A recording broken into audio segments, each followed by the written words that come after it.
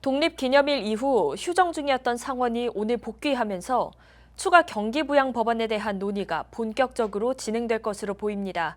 문우신 재무장관은 내일인 21일 공화당 상원 의원들에게 법안의 초안을 브리핑할 것이라고 말했습니다. 김용선 기자가 보도합니다. 오늘인 20일 의회가 워싱턴 DC에 복귀하면서 추가 경기 부양 법안에 대한 논의가 본격적으로 시작되고 있습니다. 트럼프 대통령, 문우신 연방 재무장관, 공화당 미치 매코넬 상원 원내대표, 공화당 케빈 메카시 하원 원내대표는 오늘 백악관에서 추가 경기 부양 법안의 초안에 대해서 논의한 것으로 전해졌습니다. 문우신 장관은 이번 법안의 핵심이 아이들, 일자리, 백신이라고 말했습니다. 문우신 재무장관과 마크 메더우스 백악관 비서실장은 내일인 21일 공화당 상원 의원들에게 법안의 초안에 대해서 브리핑할 것으로 전해졌습니다. 문우신 장관은 공화당과의 논의를 마친 뒤 민주당과의 협상을 진행할 것이라는 입장을 나타냈습니다. 문우신 재무장관은 이번 달 말까지 법안을 통과시키는 것이 목표라고 말했지만 양당이 세부 사항에 대해서 의견 차이가 큰 만큼 협상에는 난항이 있을 것으로 예상됩니다. 법안의 규모에 대해서 공화당은 1조 달러를 추진 중이지만 민주당은 3조 달러를 추진 중입니다.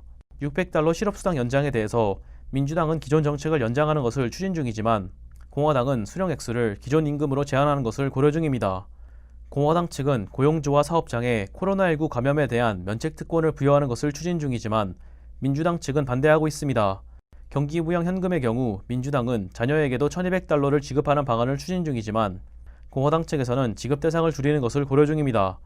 이외에도 많은 영역에서 양당이 의견 차이를 보이고 있는 만큼 의회가 휴정 전까지 법안을 통과시킬 수 있는가에 대해서 우려의 목소리가 나오고 있습니다. KTN 뉴스 김용성입니다. 미국 내 코로나19 누적 확진 환자엔 이미 회복된 완치자도 사망자도 또 현재 치료 중에 있는 확진자도 모두 포함되어 있습니다. 그래서 현재 치료 중에 있는 아직 완치되지 않거나 사망하지 않은 사례들을 활성 환자로 분류해 정리해봤습니다. 코로나19 활성 환자는 캘리포니아주가 최대, 조지아주가 5번째입니다. 오늘의 코로나19 집계입니다. 오늘 오후 3시 36분 기준 미국 내 누적 확진 환자는 393만 6,153명, 누적 사망자는 14만 3,559명으로 집계됐습니다. 월드오미터 기준 어제 미국의 신규 확진 환자는 6만 5,279명, 신규 사망자는 414명으로 집계됐습니다. 신규 확진 환자는 지난 17일 금요일 7만 4,987명 늘면서 역대 최고치를 또다시 갱신했습니다. 현재 미국 내 코로나19 누적 확진 환자는 뉴욕, 캘리포니아, 플로리다, 텍사스, 뉴저지, 일리노이, 조지아, 매사추세츠 순으로 많습니다. 이 누적 확진 환자인 액티브 케이스, 즉 아직 회복 중에 있는 확진 환자와 클로즈드 케이스, 즉 완치 및 사망 환자로 나뉘어집니다. 월드오미터 추산 액티브 케이스, 즉 현재 활성 환자는 지속적으로 가파른 상승세를 보이고 있습니다. 현재 미국 내 코로나19 활성 환자는 플로리다가 31만 6,876명으로 가장 많고 뒤이어 캘리포니아, 텍사스, 뉴욕, 애리조나, 조지아주 순입니다. 조지아주 코로나19 현황입니다.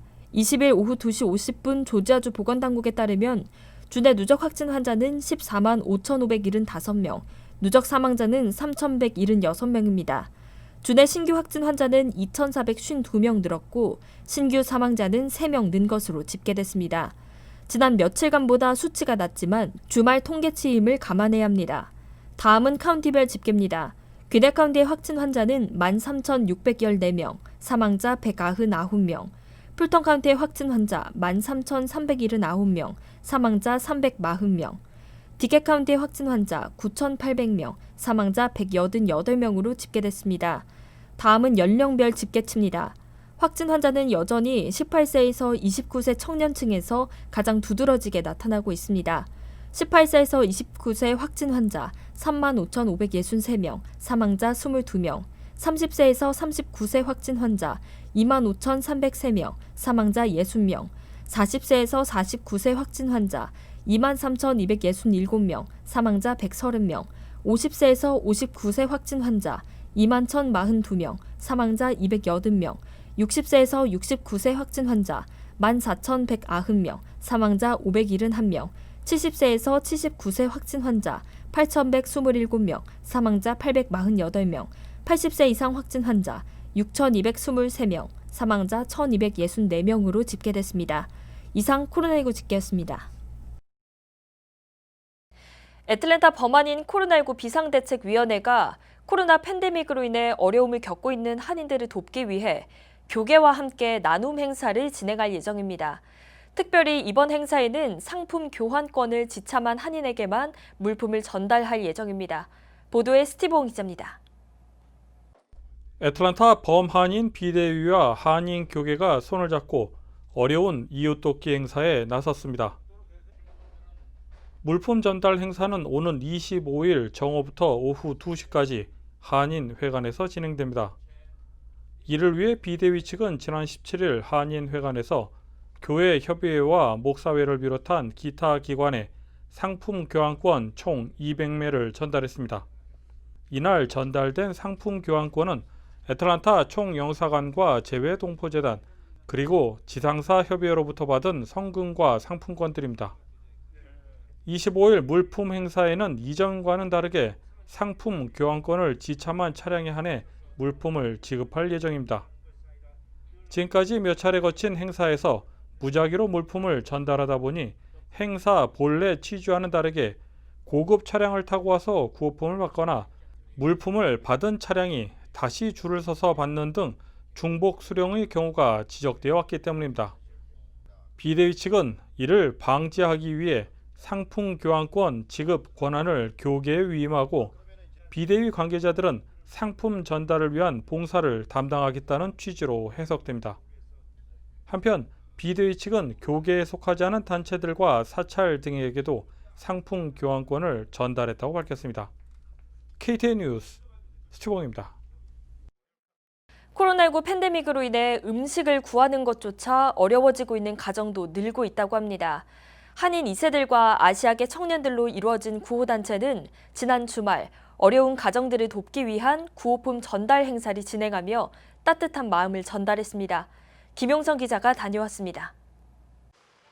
한인 2세들과 아시아계 청년들이 참여한 구호단체 메트로 애틀랜타 푸드 이니셔티브 줄여서 모피는 지난 토요일인 18일 어려운 이웃들을 돕기 위한 구호품 전달 행사를 진행했습니다.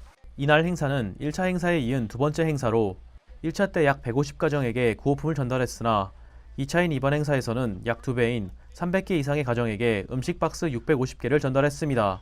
한 가정당 신선식품 한 박스, 장기 보관식품 한 박스씩 전달했습니다. 모피의 조선기 군이 오늘의 행사에 대해서 말했습니다. Our intent was to make sure we can get out food to the most food insecure people in our communities. We thought, hey, maybe we should try serving 300 families, double our impact. And so that's what we did for the second day of iteration. 이번 행사를 위해서 애틀랜타 중앙교회가 $5,000, 중앙교회 교인 한 명이 $5,000를 지원해 총합 $10,000가 전달되었습니다. 애틀랜타 중앙교회 한병철 목사가 이에 대해서 말했습니다. 2세들이 이런 일을 하기 때문에 굉장히 의미 있는 것 같고 우리 한인 사회가 이런 젊은이들을 더 인커리지하고 또 우리 자녀들도 참여할 수 있도록 그렇게 해주면 좋겠네요. 이날 행사는 라시 베시노스 대 뷰포드 하웨이라는 라티노 단체와의 협력으로 이루어졌습니다. 해당 라티노 단체의 스테바니 코리에스 씨가 모피에 대해서 말했습니다. These are, college kids that are home for the summer, and they could totally be doing something else, but instead they're trying to figure out how we can get fresh foods to families, and I think it's amazing. I love being a part of this. 모피는 8월 중에 3차 행사도 진행할 예정인 것으로 알렸습니다. KTN 뉴스 김용성입니다. 앤드류 쿠오모 뉴욕 주지사가 조지아주의 코로나19 대응을 돕기 위해 오늘 조지아주 사바나시로 향했습니다. 뉴욕주의 코로나19 바이러스 확산세가 심각할 때 3만 명의 의료진들이 뉴욕주로 오겠다고 제안했던 것을 언급하면서 쿠오모 주지사는 우리는 그것을 갚기 위해 할 수 있는 모든 것을 하고 있다고 덧붙였습니다. 쿠오모 주지사는 사바나시의 시장과 시 직원들을 만나 뉴욕이 한 일을 공유하고 검사 및 추적 프로그램을 도와줄 것이며 개인 위생 장비 수천 개를 전달할 것으로 알려졌습니다. 조지아주는 뉴욕주에서 여행을 제한한 주 중 한 곳이지만 주지사의 경우 예외 대상으로 격리할 의무는 없습니다. 다만 쿠오모 주지사는 뉴욕에 도착하는 대로 코로나19 바이러스 테스트를 진행하겠다고 밝혔습니다. 조지아 고등학교 협회가 가을학기 스포츠 프로그램 재개 계획에 대해 오늘 논의를 진행했습니다. 협회는 오늘 회의를 통해 풋볼의 경우 시즌 10경기 일정을 그대로 유지하고 플레이오프도 5주 동안의 플레이오프 기간을 유지한다고 밝혔습니다. 다만 시즌 재개 날짜를 기존 개막일의 2주 뒤인 9월 4일로 미뤘습니다. 풋볼을 제외한 다른 스포츠 프로그램들은 기존의 일정을 변경하지 않고 진행될 예정입니다. 한국군 최초의 전용 통신 위성 아나시스 2호가 오늘인 20일 플로리다주 케이프 커네버럴 공군기지에서 발사됐습니다. 3, 2, 1, 0. Ignition. Liftoff. 아나시스 2호의 발사로 한국군은 정보 처리 속도, 전파 방해 대응 기능, 통신 가능 거리 등이 향상된 최초의 군 전용 위성을 보유하게 됐습니다. 오늘 준비한 소식은 여기까지입니다. 시청해주신 여러분 고맙습니다.